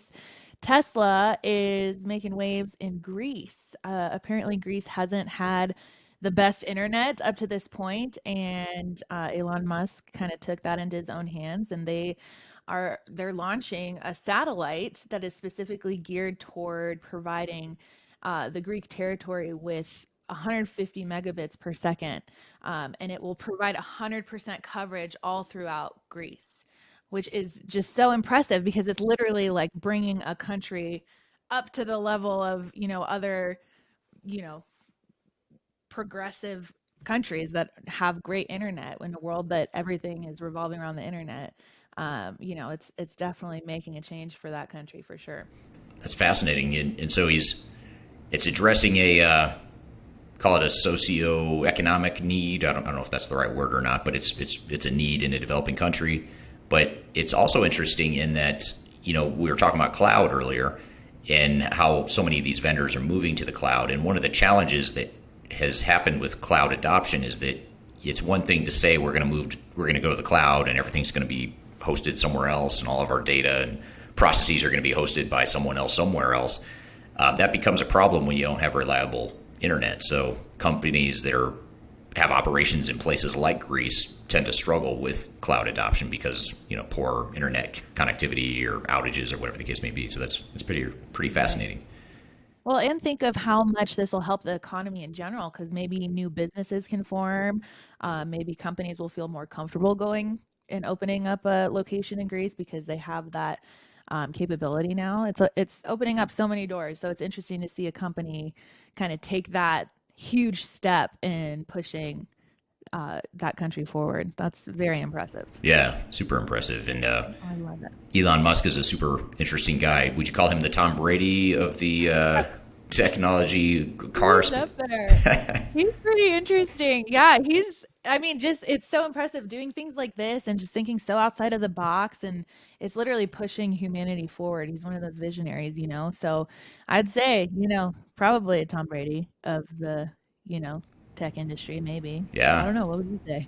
I'd say so. He's up there for sure. He's, electric cars and premium electric cars of all things too. Something that just doesn't sound like a great idea, and then it obviously was a great idea. The SpaceX launch, the internet. He just recently, he moved the whole headquarters from California to Texas late last year, along with Oracle and some other companies. So he always seems to be in the news. He's always doing something that's getting attention and pretty cool stuff. Right. Disruptor, right? And it's another thing too with Tesla. We talked about cybersecurity in episode 1 with Daryl Crockett. And one of the biggest risks that companies face is their own internal team. And Tesla actually had a situation like that where they hired someone on, and within 3 days, that person just stole thousands of trade secrets that Tesla took years for Tesla to develop. So now they're suing that person, and it's a whole lawsuit. So Tesla's definitely in the news. Yeah. Yeah. Topic of conversation. Yeah. You had shared that article with me about the stolen intellectual property. That was fascinating. It was very brazen of an employee to go in and steal tens of thousands of documents and intellectual property type stuff. But sounds like they're getting to the bottom of that. But it's a good reminder that, a cybersecurity, it's not just outside hacks and that sort of thing you've got to worry about. It's also your internal employees, and how do you lock down sensitive information even from your own people, even if they're not nefarious or they don't mean anything bad by you. Don't necessarily want that info getting out accidentally or intentionally. Right. So, that's right. It's important. Yeah. Very good. Well, speaking of international, global type stuff, happy and excited to bring on our next guest, Allison Hopkins, who is based out of our Denver office. She's a manager leading a few of our different projects here in Denver out of our U.S. office, and she's doing work at one client in particular in Southeast Asia. So even though she's based in the U.S., we're doing some work for this client in Southeast Asia. And Allison's a great person too. She's very very smart, very knowledgeable, fun to work with, and I'm excited to have her on the show to talk about this client. It's an oil and gas client in Southeast Asia who's getting ready to start their digital transformation journey, and we're helping them with the overall strategy and evaluation of different options and technologies. So I'm excited to have her on the show. Allison, welcome to the show today. Hi, Eric. Thanks for having me. Absolutely. So I guess to start, maybe you could give us a little bit of context of the client, what they do, how many employees they have. Maybe just tell us a little bit about the client that we're working with here. Yeah. So we've got a really great partner in Southeast Asia. They are a large manufacturer of oil and gas, and they are a subsidiary of a larger global company, but they've got a fantastic pipeline of natural resources, and they have about 4,000 employees of their own in the country, and they work with an additional 2,000 contractors that come and go and bounce from the larger parent company back and forth between their country and company. So a really interesting dynamic from employee population, and they're one of the leaders in their industry. So they've got a lot of skilled resources that they're passing along globally, and it just makes things interesting from an HR perspective. Right. Yeah, oil and gas is always interesting because it's an essential thing that we all need, but also just the whole process behind actually producing oil and gas is fascinating. It's always been fascinating to me. Absolutely.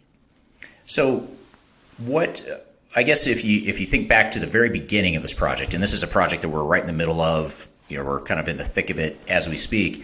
But when you think back to the beginning of when we started our partnership with this client, why did they hire us? I mean, what was the problem statement, or how had they defined the transformation that they wanted us to help with?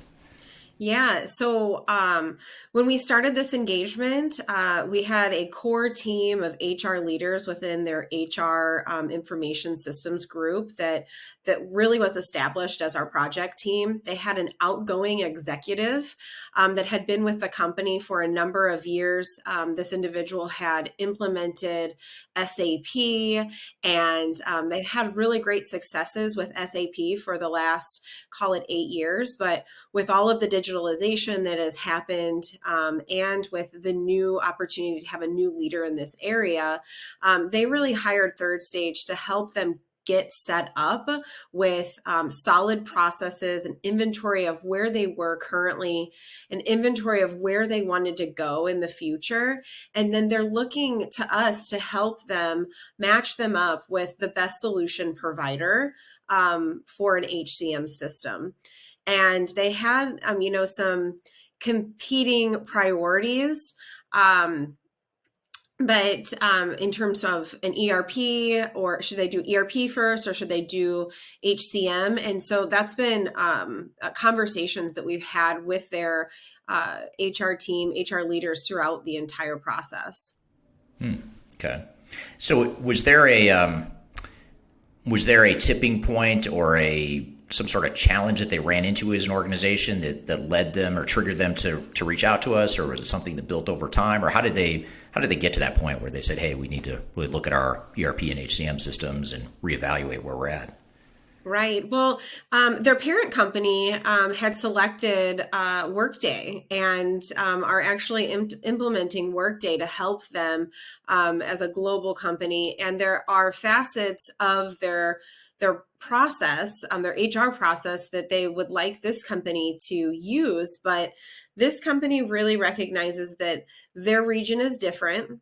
Some of the government standards and the benefits that they provide to their employee population are not necessary in other parts of the world. So they have different requirements, and their employees expect different interactions with them than, say, a European or a US-based company would. And so that's been a lot of the reason why they've looked to experts to say, what software providers have these things available, and what are the ways that we can upgrade the experience for our employees throughout their lives? Because it's not just when they go to work, specifically for this region. They provide some housing, they provide different support from a financial standpoint to their employees. They're involved in some of the debt that they carry, and they're responsible for that as an employer. And so they have very specific requirements that not every solution is going to meet. And so they've asked us to help them with that. Okay, great. Yeah, it's very interesting, and it's a good reminder of, if we step back and look at what is digital transformation or what is business transformation, it's a lot more than just looking at back office business processes. It's also about, employee experience and customer experience and different stakeholders that are affected. Exactly. And, because they are a subsidiary, they need to have very tight, strong integrations to the overall experience that this global company is all about, but they do have to do it in a slightly different way. And so, the systems that the parent company are using, they're not off the table as a provider for them in the future. They just want to ensure that it's the right provider for them, and that they're going to have a good relationship, and relationship is very important to them. It's less about a transaction or this system, being something that they use on their computers or their handheld devices. This is actually, a very important piece, that the relationship is going to be right with this new partner. Right. Now, what about the dynamics between the parent company and the local level here? Are there political dynamics at play, or operational dynamics, or what are some of the challenges that come specifically from the fact that I don't want to say it's a complex organization necessarily, although it is, but it's more the fact that you've got the parent company and the local company. Are there challenges or unique factors at play there in that dynamic? There is. The requirements that the parent company have put onto the subsidiary, our client, are that they have to train their employees. There are certain trainings that are going to be consistent to maintain that brand of the parent company. And so the talent management portion is one that they're less concerned about the new solution having it, because they might wholesale take the parent company's training and amend it slightly. So that's one interesting factor. And then really just the data. I think the data that's shared back and forth, and the privacy, the government definitely has some restrictions that are different. Every country has unique data privacy standards, and this one is no different. And so because the parent company is from a different country, there are some more requirements that we are considering for the selection of a future partner. So what are some of the challenges that we're seeing so far with this client in terms of the project, and any roadblocks or obstacles or pain points we're seeing as we help this client get started on their journey? Yeah. So I think the biggest challenge was, working with different cultures. Sometimes, we all react differently, and we have social norms. And really with this client, they expect to be very buttoned up and polished and prepared to go into any workshop type setting. So in consulting in engagement, do a lot of workshops, you do a lot of whiteboarding and solutioning in a group setting. And this client really likes to have a pre-read, react to it, come and present back, rather than doing a lot of thought sessions. So that has been a challenge, and that was something in the beginning that we had to figure out, just culturally, how they like to conduct their meetings, how prepared they needed to be to walk into conversations. So this cultural norm really shows through in the way that they have documentation and the way that they store and share information within their organization. So they're very buttoned up from a process perspective, which was really helpful. But one of the things that we uncovered was that there is a very heavy reliance on existing functionality embedded in their process, rather than and in their documentation, rather than saying, we hire employees, and these are the activities that we go through to hire the employees or to prepare for a new employee for onboarding. Rather than talking through those activities, they really would talk us through what steps they took within their system.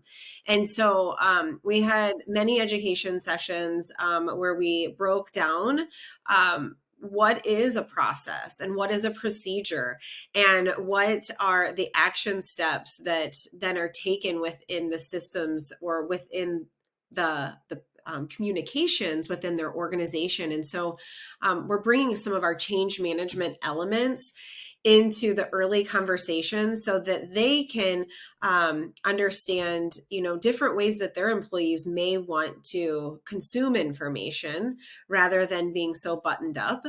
They might be losing some context of and great ideas through the very formal process. So I'd say that's a challenge that we worked through, and that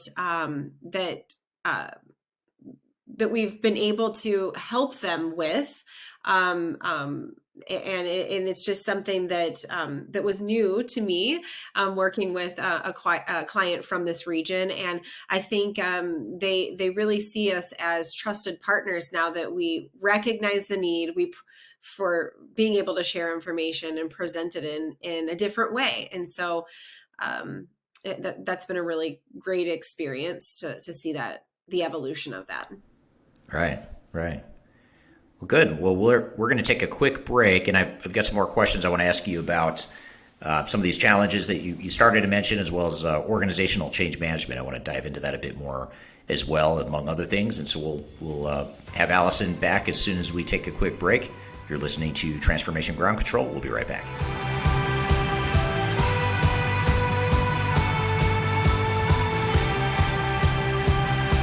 If you are aiming for transformation success, turn to Third Stage Consulting Group. Third Stage's independent and technology agnostic consulting team helps clients define their digital strategies, define their roadmaps, and manage their transformations. With offices in the US, Europe, and Australia, our team helps the world's most forward-thinking organizations through their transformation pitfalls and risks. If you are embarking on a digital transformation or business change initiative, contact Third Stage Consulting to see how we can help you reach the third stage of transformation success. Learn more about us and download independent reports, videos, and other best practices at thirdstage-consulting.com.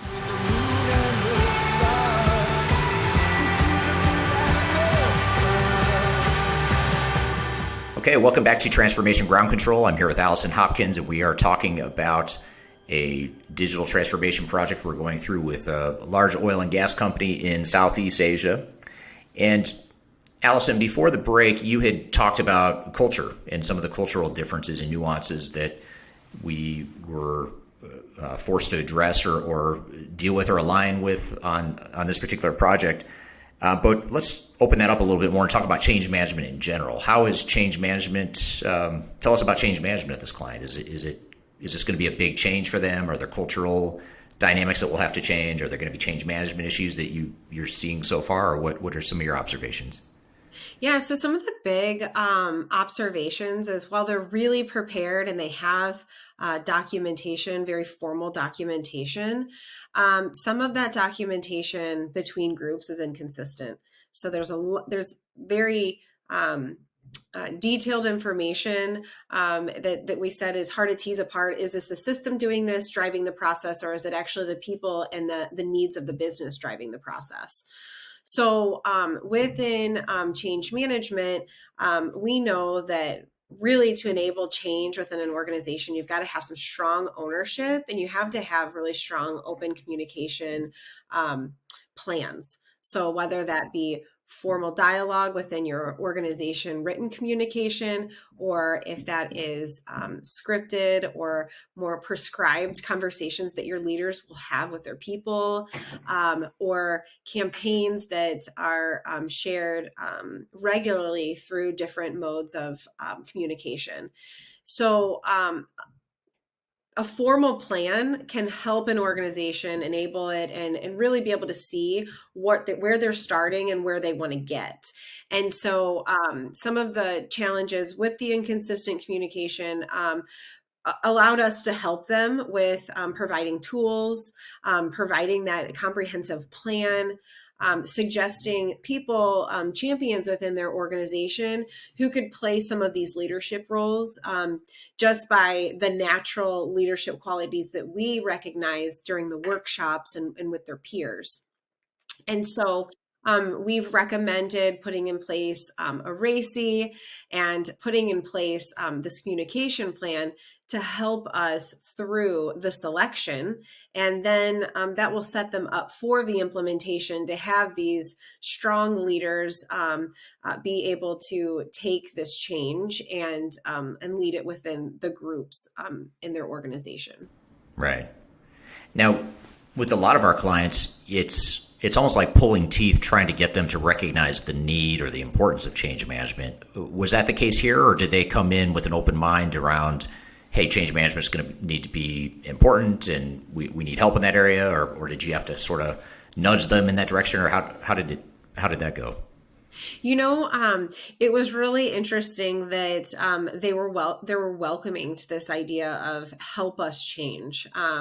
We are going to be taking on large digital initiatives from an HCM perspective as well as a ERP perspective, and so they want to start building these building the change management discipline within their leadership and management team. So that is, I think, a trend that we're seeing out there with many of our clients is that they're recognizing they're not the experts. They need help. They need tools to get them aligned and started on this change management journey. So that's been great that they've been welcoming to that. And I think that was one of the reasons why Third Stage stood out to them, is because we came to them with a discipline that was a natural progression to help them along their transformation. Right. That's always nice. It's always refreshing when a client is open and they want help in that area versus us sort of having to push it on them or convince them that it's going to be important to the success of the project. Right. Yeah. And there's systems right now, they've got a very reputable system in place.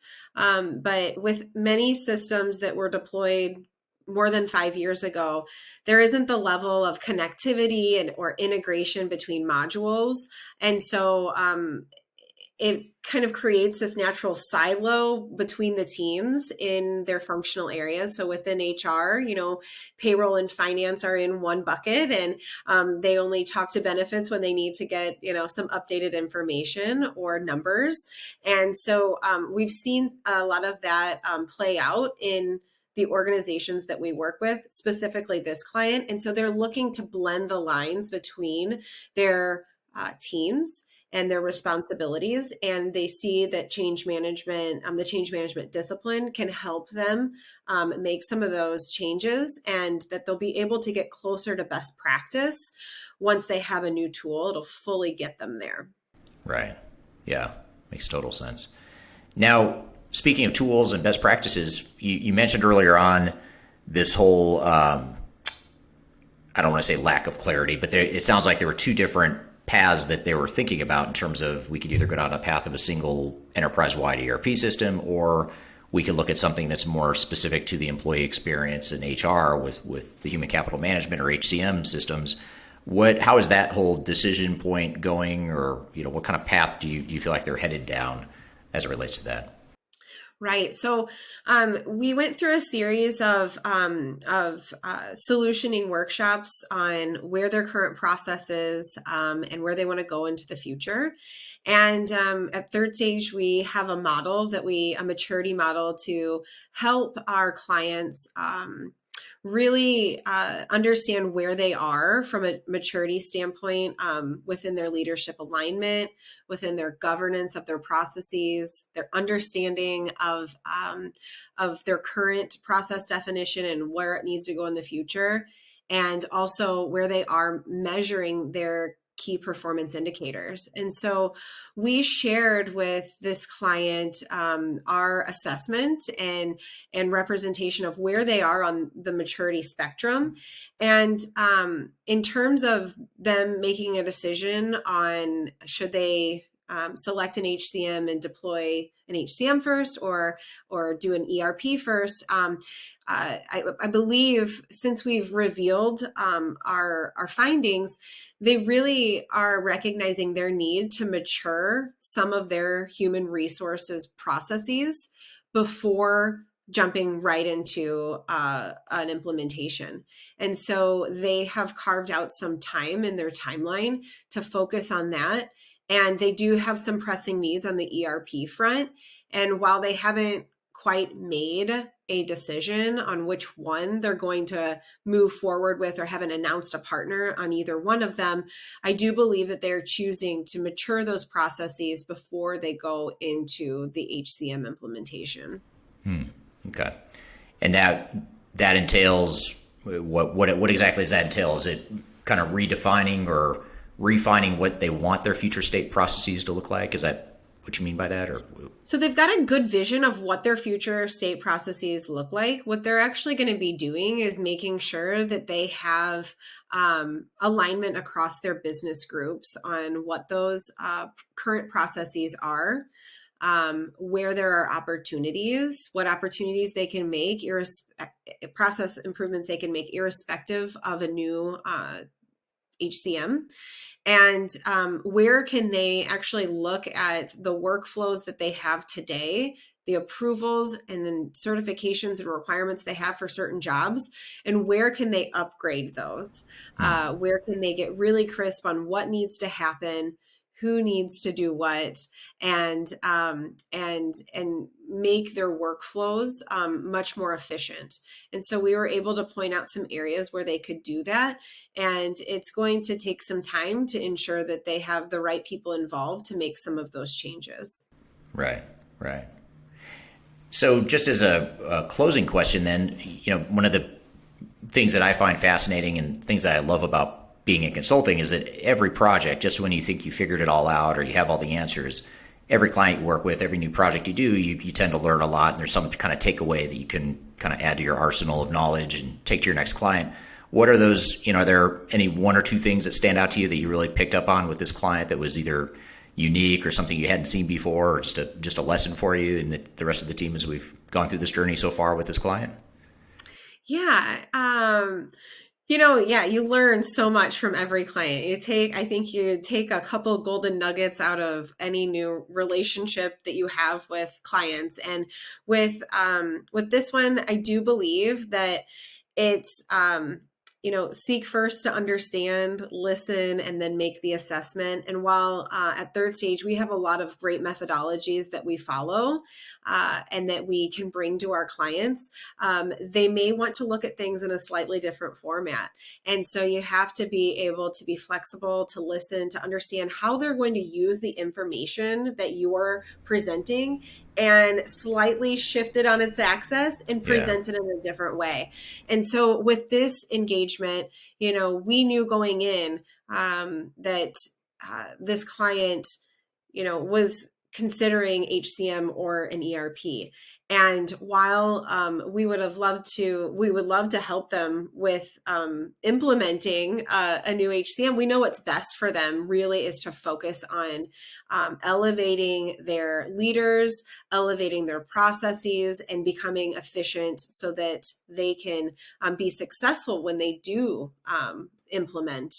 And so, while it's not always, the goal that I may have, what I took is that there's opportunities and there are new pathways that are going to open up based on providing really great recommendations to the client.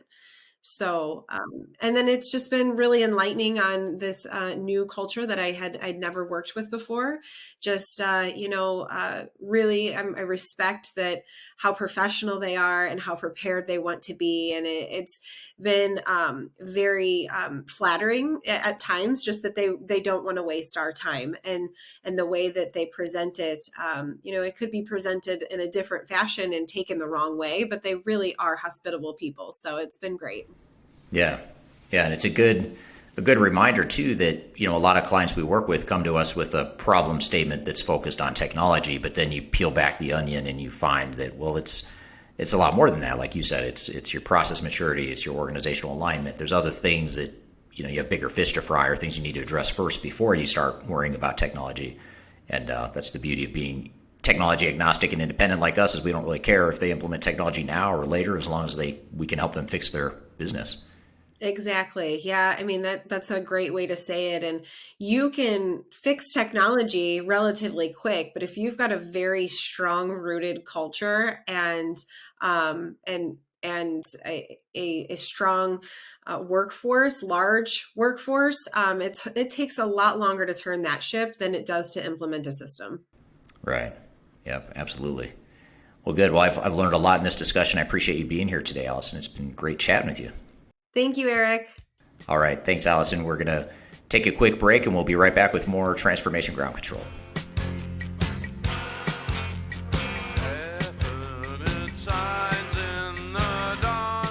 If you are involved in any sort of digital transformation or business change initiative, you will want to download the 2021 Digital Transformation Report. With its comprehensive overview of business and technology trends and best practices, this report is a must-have guide for any transformation project or executive team. Download this free report by visiting Third Stage Consulting at thirdstage-consulting.com.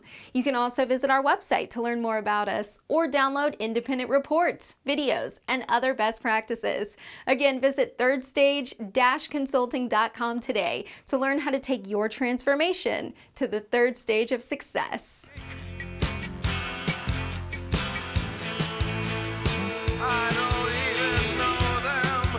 Welcome back to Transformation Ground Control. I'm here with Paresa Noble. Paresa, what are your thoughts on the discussion we just had with Allison? Yeah, I think the biggest thing that stood out was, this is obviously a global transformation, right? A global company. And having those cultural norms that really play a big role in how a transformation works. I thought that was very fascinating. I know we had Adam Cheatham on episode 2, and he was talking about global digital strategy. And a lot of those pieces that he talked about played into what Allison was talking about as well. So I thought that was very interesting. Another thing that I admire about this client, based on what Allison was saying, is that their leadership team was very open and ready to implement change management tactics, and, welcoming to the guidance from third stage to make sure that their teams are transitioning appropriately.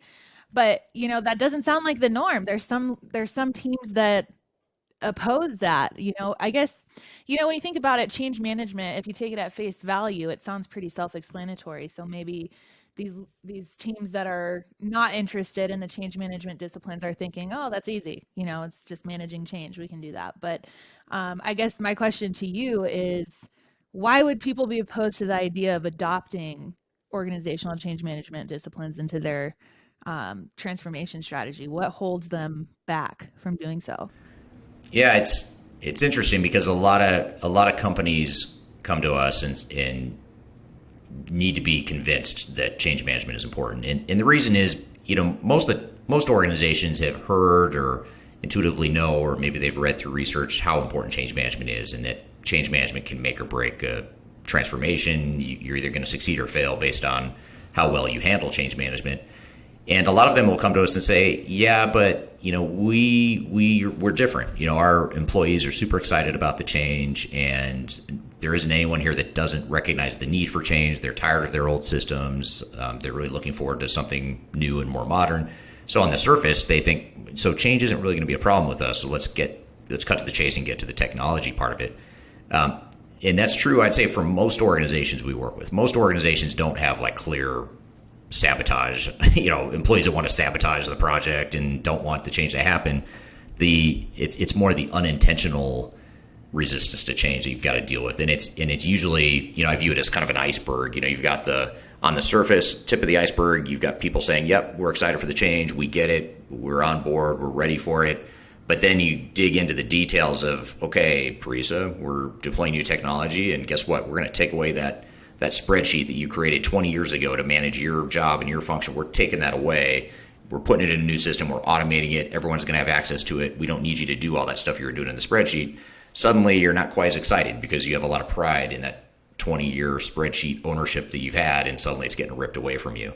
And it may not be that you want any ill will against the company or the project, but at that point, it becomes more personal, and you worry about your job, and you see the good in what you've created over the years, and you start to dig in your heels because there's something unique about whatever it is that you were doing. So you multiply that times however many employees you have, and you can start to see how that resistance to change can not be obvious on the surface, but it really starts to multiply and becomes a problem. And the real problem becomes when you get to end user training, you're about to go live, and you realize, wow, people are really not on board anymore like we thought they were. And by then it's too late. I mean, you've got to figure out, how you're going to address the change and go clean up the mess that's already been created. And most companies don't see that coming. So what we try to do is get ahead of it and say, well, let's identify what those potential root causes of resistance might be, like the Paresas of the world who are using a spreadsheet that they don't want taken away from them. How could we manage that change more effectively, proactively, rather than just saying, no, sorry, we're taking it away. You should be excited. You said you were excited, so what's the big deal? That's not the right approach. So we've got to figure out how to get ahead of it. So that's a long answer. I gave you the why and a potential solution to the why as well. I love it. I mean, and what do you say? So say you have somebody that is married to their spreadsheet. They don't want to change. What do you say to them? Like, is it just about positioning the benefit of the new system? What's in it for them? Or how do you even approach that? Part of it is what's in it for them, but they're more fundamental than that even is ensuring that they become part of the solution too. So you created this spreadsheet 20 years ago. It's brilliant. It's great. Let's figure out how we can make sure that we're able to continue doing those things that you were doing in your spreadsheet. We're able to do that in the new system. Let's define how you're going to help manage that in the new system, and just making them part of this solution. I think the problem is when people feel like the change is being forced on them and they don't have any say or input into it. That's where you start to run into real trouble. Right. You want to give them kind of some skin in the game, and then they take more kindly.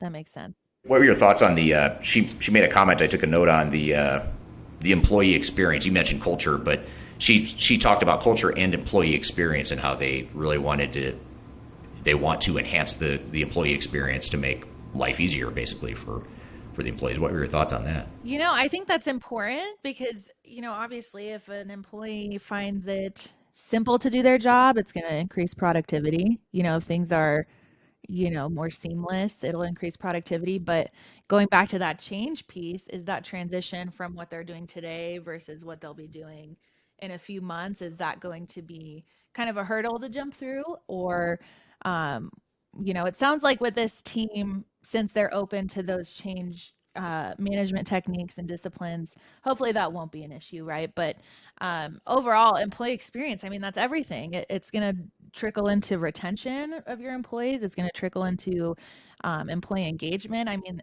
I love that this client is thinking in that way of improving their employee experience, because that's ultimately where it starts. If your employees are happy and it's easy for them to do their jobs, that's going to trickle down into the productivity of the company and, the end user of the product. Yeah. And this client, back to your question of why are so many companies opposed to change management? This one is actually very open to change management. They recognize the need for it, and so I'd say they're one of those 10 to 20% that do come to us and recognize the need. So that's made it a bit only easier. 10 to 20%. That's it. That's a guess, but it's somewhere around there, I'd say, Yeah. with clients that come to us for sure. Small amount, small fraction. It That's is very interesting. Yeah, that's the number one thing that will make or break your transformation is the employee experience, or the change management piece of it. I also found interesting, I didn't know what your thoughts were if you picked up on this, but the part where she talks about the business process management, doing the business process definition and defining that future state first before they start to roll out new HCM or ERP technology. That was very interesting as well. Yeah. It just plays into, don't look at where you are today, look at where you want to be and how a system can help you get there. Right. It's very interesting. And they were after an ERP and an HCM system, right?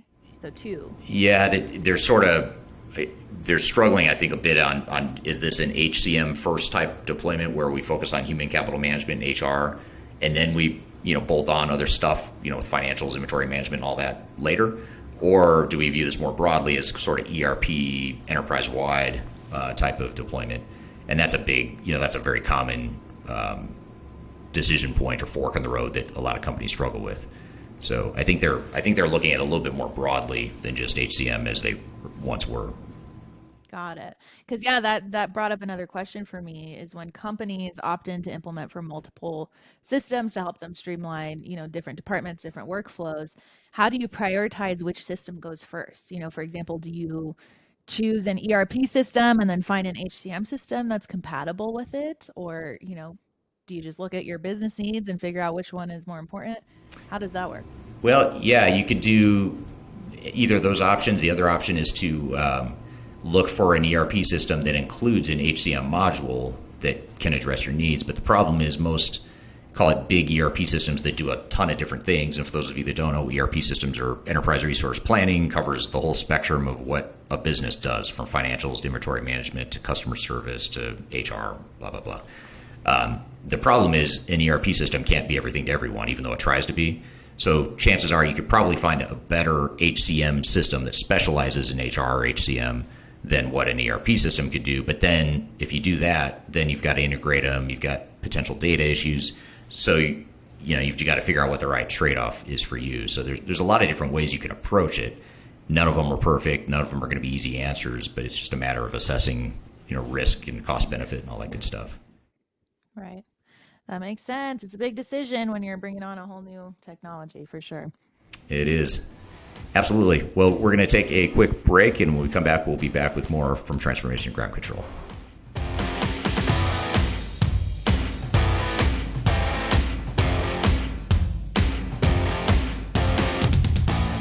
If you are aiming for transformation success, turn to Third Stage Consulting Group.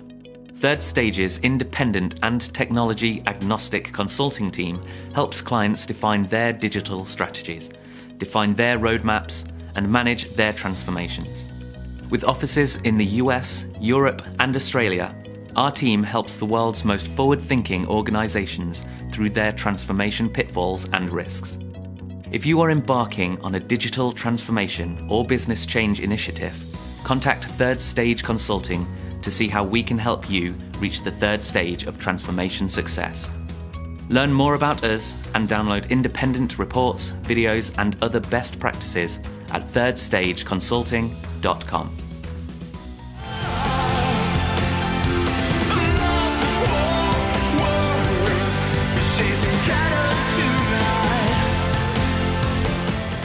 Okay, welcome back to Transformation Ground Control. My name is Eric Kimberling. I want to thank everyone for joining here today.